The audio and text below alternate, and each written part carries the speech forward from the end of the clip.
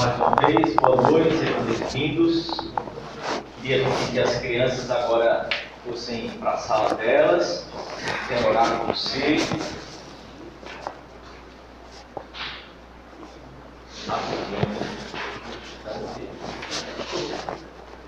Vamos orar antes da gente meditar um pouco na palavra de Deus. Queria que você faça pronto, feche seus olhos. Nosso Deus, nosso Pai, nós estamos aqui diante da Tua presença. E agora, Deus, nós queremos colocar o nosso coração totalmente voltado para o Senhor. Ajude-nos a ouvir a Tua voz, conduza-nos com Teu Espírito e nos ajude, Deus, a enxergar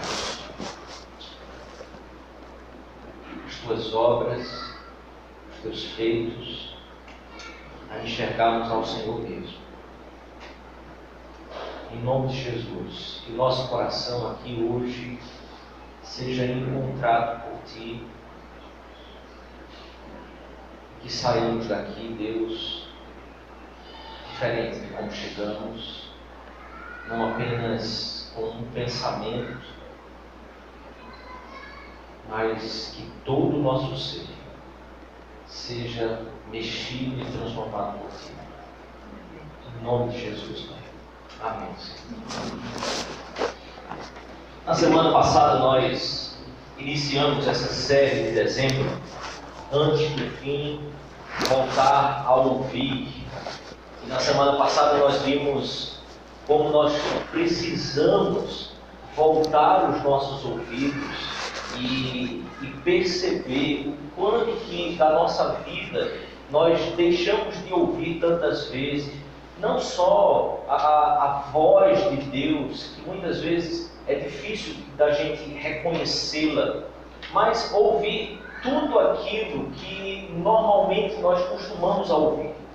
As coisas caem no campo do comum e nós começamos a não querer ouvir mais. Às vezes é a voz do pai, a voz da mãe, reclamando, orientando, dizendo algo que o nosso coração vai se fechando e nós começamos a não querer mais ouvir aquilo. Mas os nossos olhos também são vítimas. Os nossos olhos também são vítimas de um desejo de muitas vezes querer controlar aquelas coisas que são misteriosas, aquelas coisas que são espirituais às vezes, mas muitas vezes essa facilidade que nós temos de cair num estado comum na nossa vida faz com que os nossos olhos deixem de admirar até mesmo paisagens das mais belas. Quando elas estão constantemente diante de nós, vai caindo no costume e nós já não conseguimos admirar tanto.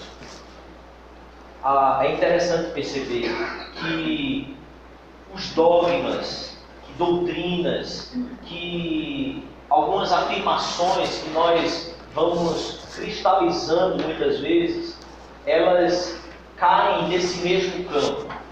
É um campo onde nós nos familiarizamos com algumas afirmações e com algumas coisas que nós vimos e conhecemos constantemente. E esse campo faz com que... Obrigado. E esse campo é o campo onde nós começamos a acreditar que nós temos o domínio daquilo que nós estamos vendo, daquilo que nós estamos presenciando constantemente aos nossos olhos. Não é por um acaso que nós entramos numa vida, muitas vezes, de rotina, de mesmice, porque aquilo que é comum, que é familiar, traz uma sensação de segurança para a gente, como se nós pudéssemos controlar aquilo com o qual nós nos relacionamos, como se aquilo não fosse nos surpreender de maneira alguma. E a gente faz isso muitas vezes com a própria revelação de Deus. O povo de Deus, que Deus escolheu para que ele revelasse a si mesmo, também foi fazendo da revelação de Deus um objeto ao qual eles tornaram comum para eles. E foram cristalizando, solidificando aquilo que estava revelado, se esquecendo que os mistérios daquela revelação não cabem a nós seres humanos tentar desvendá-lo, mas simplesmente nos submetermos, de maneira que o encantamento, de maneira que a beleza, de maneira que toda a paixão que o mistério pode causar no nosso coração não se perca. E o povo de Deus foi fazendo essa separação, como se aquela palavra que Deus havia revelado não fosse também parte do próprio ser de Deus que queria se revelar ao seu povo. A respeito desse assunto, o Eduardo Pedreira, mais conhecido como Baviu, ele é um dos fundadores de um movimento de renovação espiritual na liderança evangélica aqui no Brasil, e um dos seus artigos ele diz assim: imagens cristalizadas de Deus nos dão familiaridade que produz segurança. Não sem razão somos tão afeitos a fórmulas, a dizer que Deus é isso ou aquilo, age assim ou assado, só está presente nisso ou naquilo, tudo no afã de definir, de limitar, organizar, controlar, ter familiaridade com o que naturalmente nos faz sentir mais seguros. No entanto, essa tentativa de gerar um certo controle, até mesmo da vida espiritual, da vida religiosa, da relação com Deus, é também um caminho que termina nos matando, que vai tirando o afã, que vai tirando a beleza, vai tirando o brilho, vai tirando o prazer que nós podemos desenvolver, que nós podemos ter numa relação com um Deus que é totalmente outro, que é totalmente santo, que é totalmente misterioso em si mesmo, porque é infinito.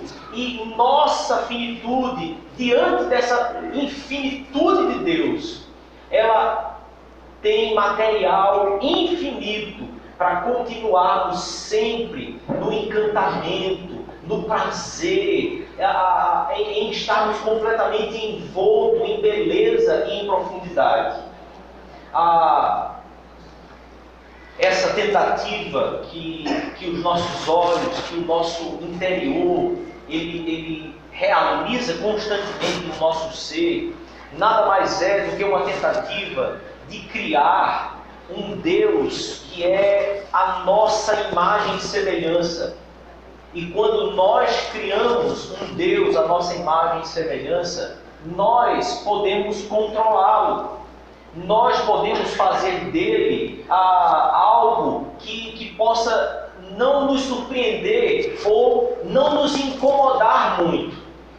Um Deus que me atende todas as vezes, um Deus que supre as minhas necessidades, um Deus que está ali para os momentos quando eu clamo, mas não um Deus que interfira nas minhas decisões, não um Deus que interfira nos meus caminhos.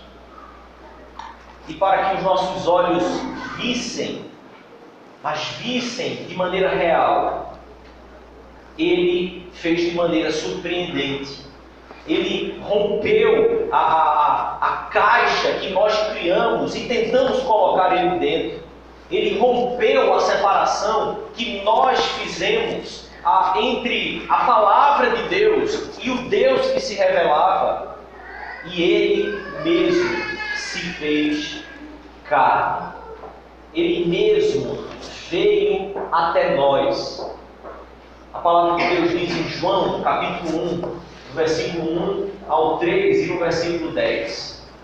No princípio era aquele que é a palavra. Leia comigo. Ele estava com Deus e era Deus. Ele estava com Deus no princípio. Todas as coisas foram feitas por intermédio dele. Sem ele, nada do que existe teria sido feito. Aquele que é a palavra estava no mundo, e o mundo foi feito por intermédio dele, mas o mundo não o reconheceu. Perceba, ele veio em carne para mostrar ao homem que ele age, que ele não age, melhor dizendo, segundo as nossas cristalizações, as nossas limitações no olhar, no perceber aquilo que Deus revela para a gente. Ele veio em carne para mostrar que o nosso absolutismo, ou talvez a nossa mediocridade, em tantas vezes conceber na nossa ideia um Deus muito gênio da lâmpada, que nos supre em tudo, mas que não tenha tanto domínio assim, o quanto nós simplesmente não queremos nos envolver demais ou além da conta. Ele se fez carne, não para que apenas eu e você enxergássemos, mas para gerar a fé em nosso coração. Para gerar a fé salvadora. Porque há uma diferença entre a fé que é uma fé humana, uma fé que a antropologia chama de uma fé comum, uma fé própria a todos os seres humanos, inclusive como um mecanismo de subsistência no meio das confusões e do caos da vida. O brasileiro, via de regra, diz que tem fé, que o brasileiro é uma pessoa de fé, ou é um povo de fé. Mas a fé salvadora não é essa fé que é a capacidade que nós temos de simplesmente nos guiarmos e acreditar em algum projeto, alguma coisa que nós temos, que nós queremos olhar para frente. A fé salvadora, ela é aquela que se firma e que se baseia e que tem a vida transformada a partir daquela revelação que Deus fez de si mesmo e de maneira concreta.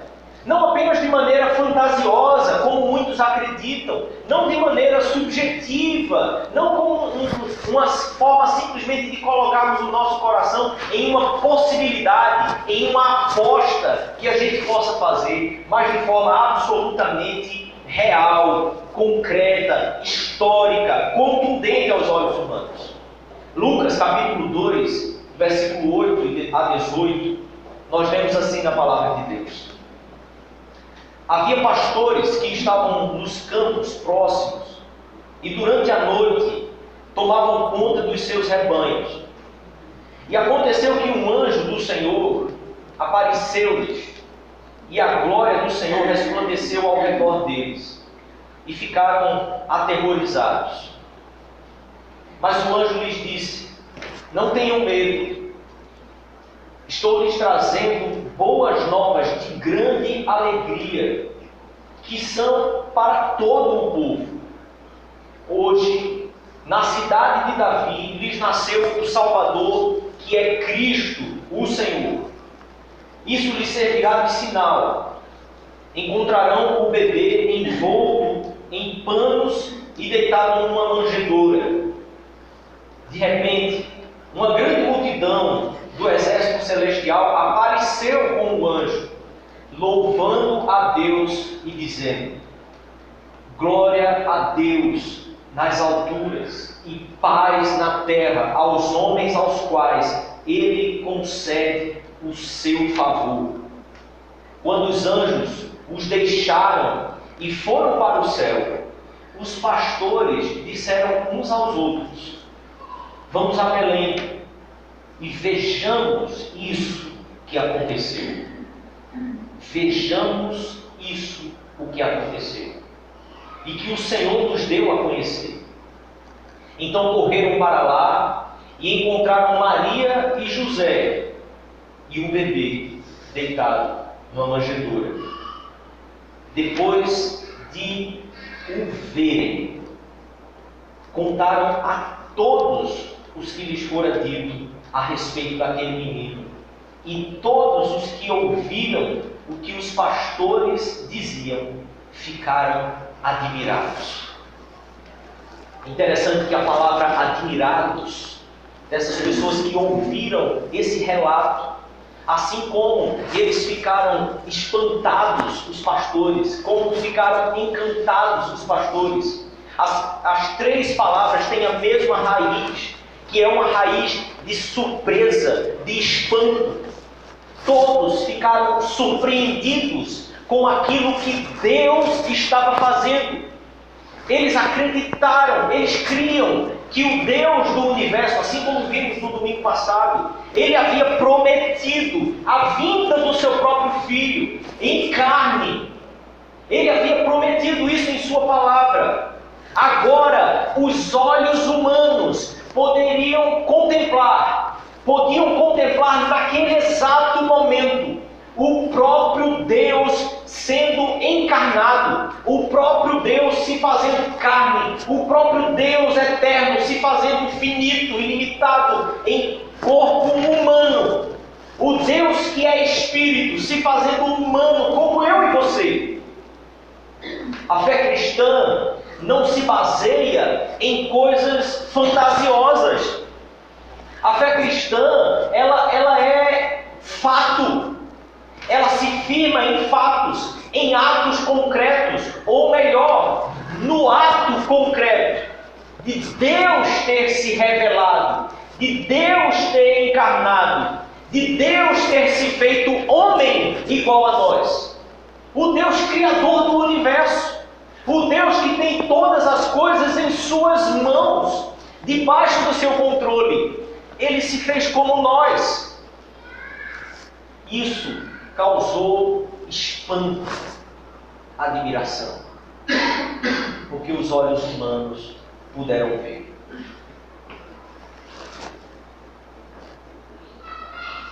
Quando Jesus inicia o seu ministério, ele diz que o reino dos céus está próximo. Arrependam-se e creiam. Marcos capítulo 1, versículo 15. O tempo é chegado. O reino de Deus está próximo. Arrependam-se e creiam nas boas novas. O próprio Jesus nos fala e nos mostra que a encarnação dele era o reino de Deus se estabelecendo no mundo e se fazendo real e concreto neste mundo. A palavra próximo aqui não se refere a um tempo de que aproximadamente estaria para chegar. A palavra próximo aqui se refere a espaço. Ele está próximo, Ele está aqui, Ele está junto. O reino dos céus se aproximou de nós, Ele veio até nós e se fez carne. Arrepender-se e crer é a única resposta que o coração humano pode dar quando Deus anuncia a sua boa nova. Quando nós falamos antes do fim, volte os olhos. Nós não estamos falando apenas, querido, porque nós estamos chegando ao fim do ano. Porque nós estamos vivendo uma época do ano em que normalmente nós começamos a pensar na nossa vida, no ano que passou, nas coisas que passaram. Antes do fim, aponta não apenas para esse tempo do ano, mas para o tempo em que o próprio Jesus se fez carne, porque a vida de Jesus marca o fim de uma antiga vida, uma vida onde não se enxergava mais a glória, o poder, a realidade da pessoa e da existência de Deus. E quando Deus se fez carne, o ser humano, a humanidade pôde enxergar que Deus é real, Deus existe, Deus não desiste de nós, Deus não desiste da humanidade que Ele criou para Ele mesmo. E que veio até nós. Arrepender-se e crer é a resposta que nós podemos dar diante da realidade histórica da encarnação do nosso Senhor Jesus Cristo. Ele se fez carne. Fé e arrependimento. Isso é o que caracteriza aquele que quer seguir ao Senhor Jesus.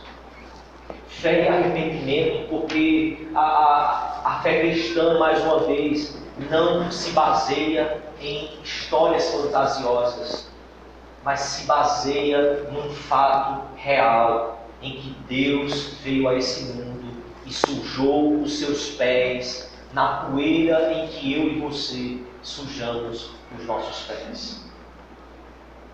Não há cristão sem arrependimento. Não há discípulo sem fé e arrependimento. Não há salvação eterna sem a fé e o arrependimento devido ao nosso coração. Porque ao percebermos que é verdade, que é real, Deus se fez carne, nós não temos como não olharmos para a nossa vida e sermos impactados e chamados a uma decisão concreta, tão real quanto a própria encarnação do Filho de Deus. Uma mudança de vida. A fé em Cristo e o arrependimento do pecado geram a vida e a salvação eterna, que é assegurada por Ele mesmo. Querido, muitas vezes nós nos conduzimos nos nossos caminhos, às vezes perdendo Deus de vista, às vezes por não ter Deus em vista em absolutamente nenhuma da época da nossa vida. Conduzimos a nossa vida como se Deus não existisse. Conduzimos a nossa vida como se fé e arrependimento fossem coisas que não se aplicassem à realidade da vida. Muitas vezes conduzimos a nossa vida como se Jesus ter nascido fosse uma história bonita de fim de ano, mas não fosse uma realidade muito contundente, muito real e concreta, em que a nossa vida não tem como, diante disso, não tomar uma postura, não ser conduzido a partir daquilo ali, como toda a história da humanidade foi transformada e conduzida a partir do nascimento de Jesus. Há um antes e um depois de Cristo para toda a humanidade. O nosso calendário é organizado dessa forma, antes e depois de Cristo. O nascimento, a encarnação, não pode ser algo em que os nossos olhos enxerguem, creiam, percebam, e não tenham como olhar para si mesmo, repensar, avaliar e se arrepender do caminho que fizemos até chegar a Deus.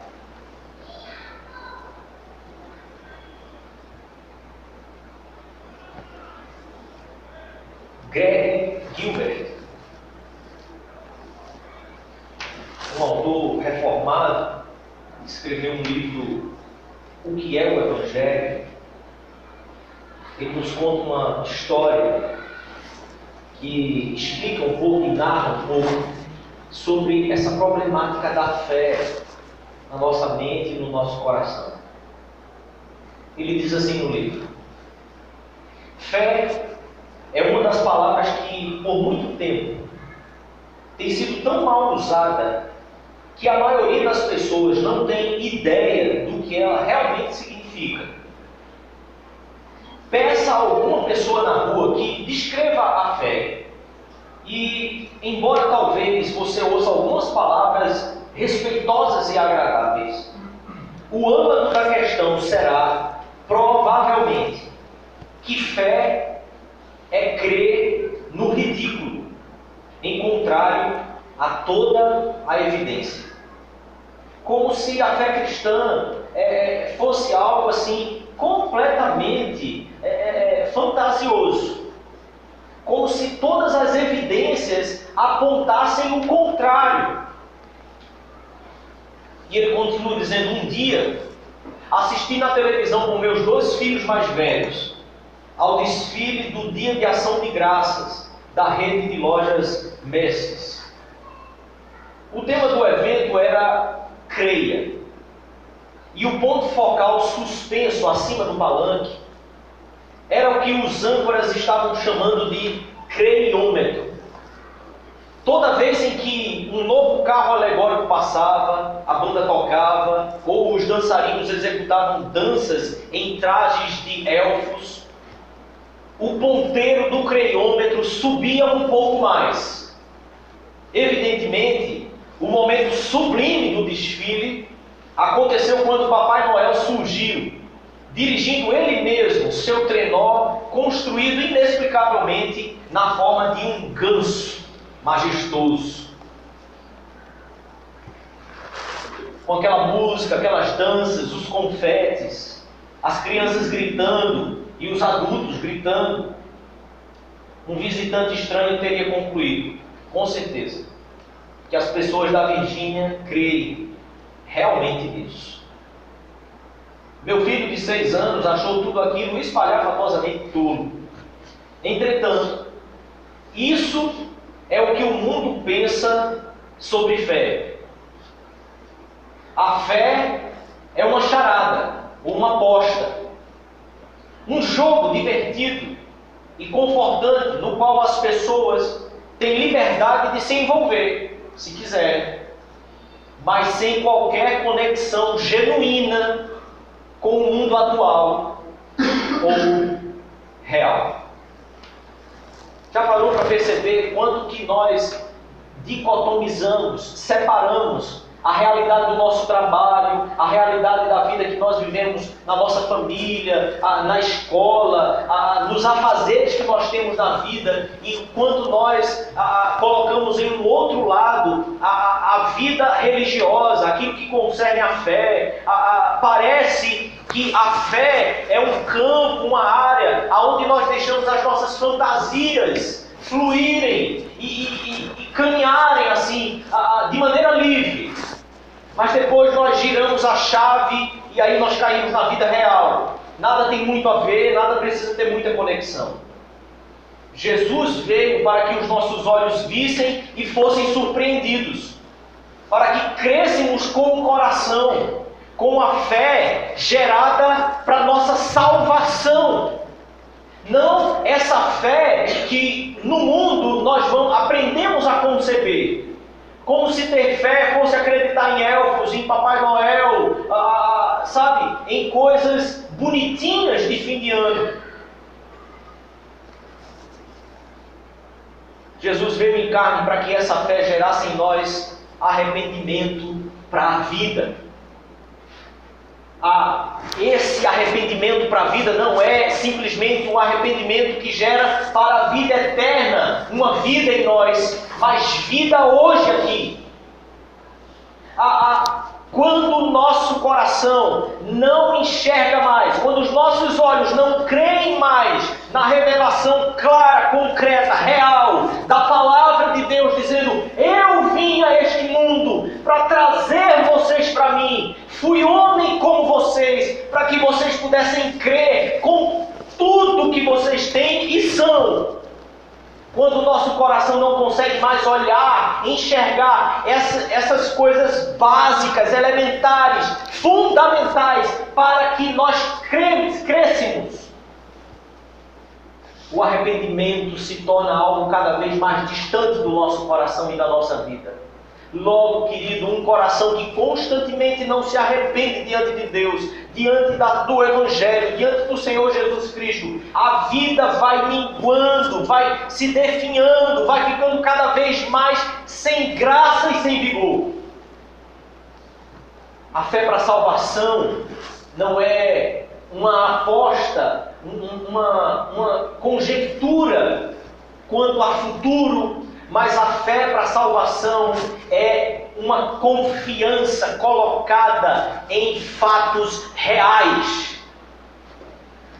Quantos historiadores, quantos arqueólogos tentaram solapar a fé cristã, colocando em xeque, colocando em dúvida a própria palavra de Deus, as escrituras sagradas.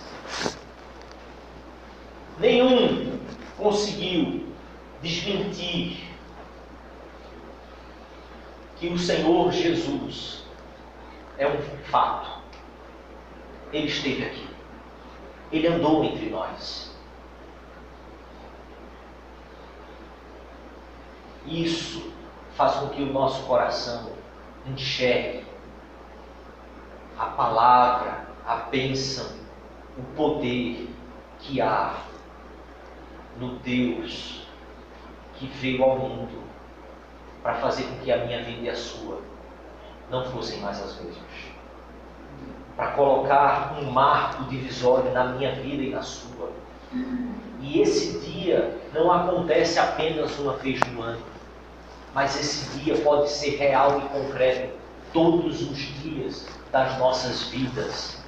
Porque ser confrontado com o Evangelho traz todos os dias a possibilidade de nos arrependermos, mas traz essa graça infinita que nos possibilita uma nova caminhada, uma caminhada real, viva e verdadeira todos os dias da nossa vida.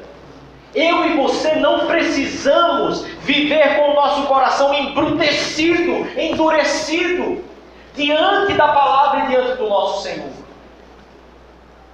A fé para a salvação é a dependência confiante no Deus que se fez homem, no eterno que se fez temporal, no Espírito que se fez carne, para nos assegurar esse perdão, para nos assegurar a reconciliação, a vida real, a vida plena, a salvação eterna, agora.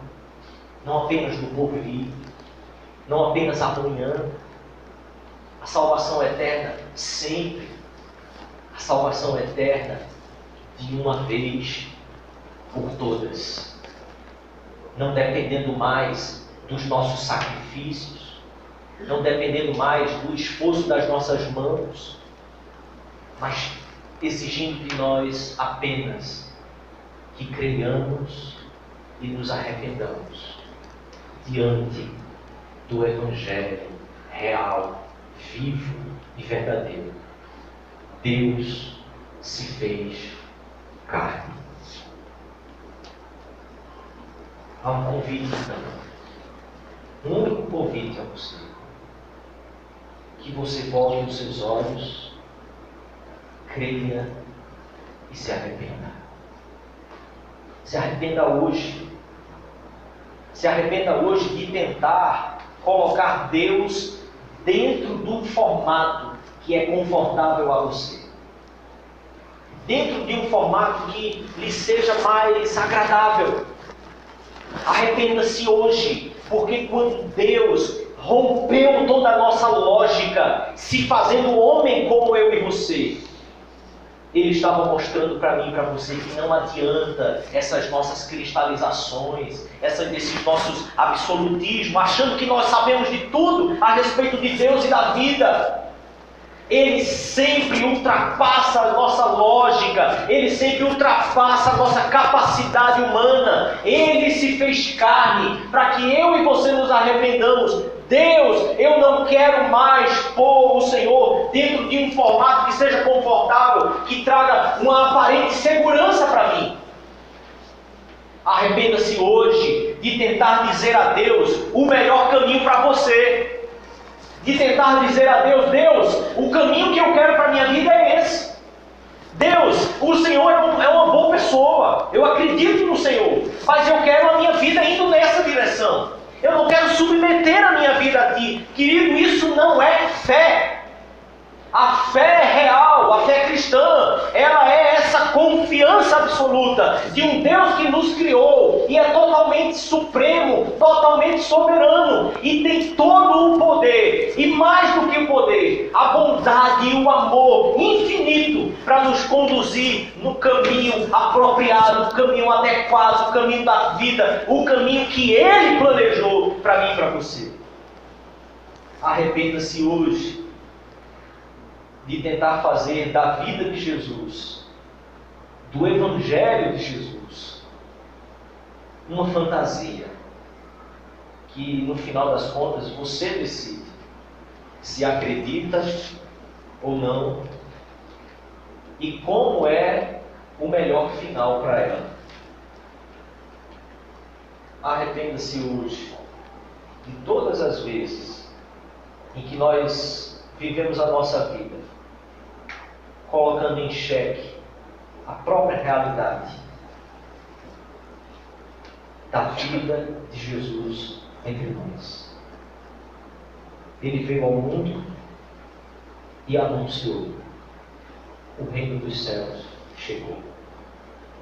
Uma coisa eu peço de vocês: arrependam-se e creiam todos os dias, antes do fim. Feche os seus olhos. Eu quero orar mais uma vez com você, antes de nós adorarmos a esse Deus Criador, a esse Deus verdadeiro, a esse Deus real, e que está entre nós.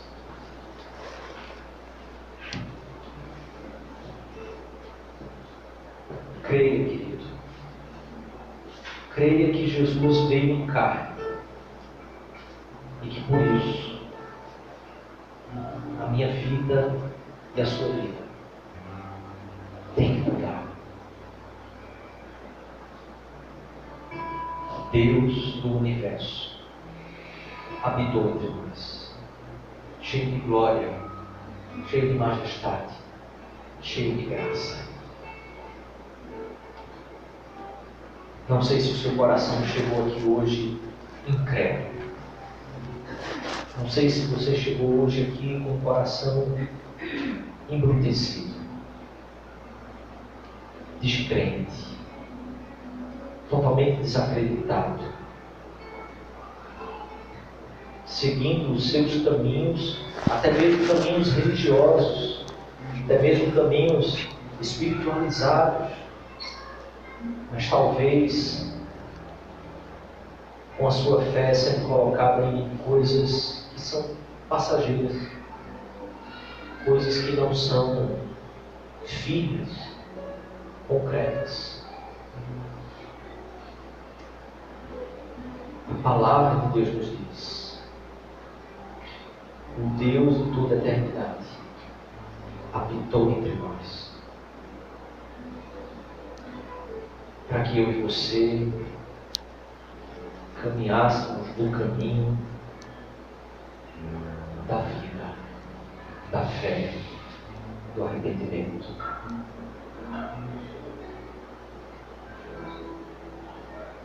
Você pode dizer a Ele: Pai, eu creio. Pai, eu me arrependo. Espírito de Deus, quebrante o nosso coração. Espírito de Deus, estabeleça um antes e um depois de Jesus em nosso coração.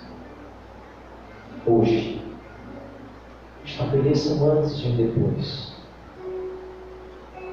dos nossos olhos voltarem à Tua revelação e crerem